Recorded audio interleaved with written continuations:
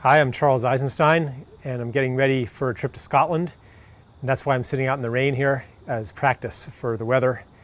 I've never been to Scotland before.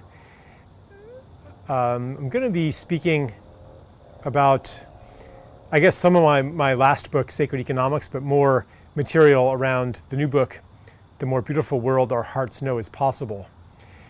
Our hearts know it's possible, but our minds doubt and despair sometimes. And I guess one thing I'm doing is offering a kind of optimism that doesn't come from ignoring the magnitude of the crisis, but that gets the full spectrum of the horror, but that understands that the despair is actually coming from the same deep worldview that all of the horror is coming from. And that we're facing an enormous shift today, born of the converging crises of our time. And the shift goes, in a sense, all the way to the bottom, all the way to our identity, our values, what it means to be human, our relationships to each other in the world, our fundamental worldview. And maybe a lot of people sense that the changes that have to happen in our world have to come from that. For example, we're not going to be winning the war on evil, finally, once and for all, identifying the bad guys and destroying them most effectively. That's part of what I call the old story.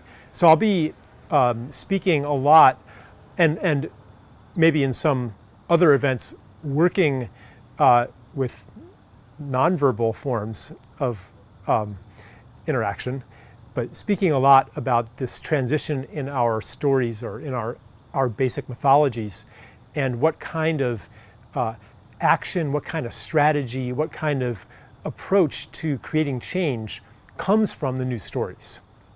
Yeah, I don't think that this transition is something that some people are doing it and others aren't. I think that in a way, everybody or many people are exploring the new story in their own way.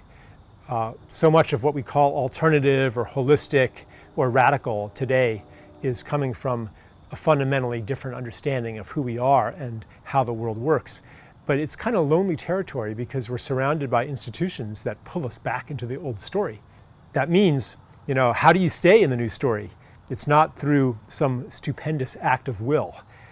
At least for me, the way I stay in the new story is that I have a lot of friends who hold me there and who reflect back at me that, yeah, Charles, what you're doing and the way you're seeing the world, it's not crazy. I see it too, or I have seen it too. And so we remind each other of what we really know and help hold each other in the beliefs that generate action. So if you want a dose of the new story and to meet other people who are also exploring it and going through the territory of doubt and grief and sometimes even despair and are coming through it, these events that I participate in are very often gatherings of people who are on that journey.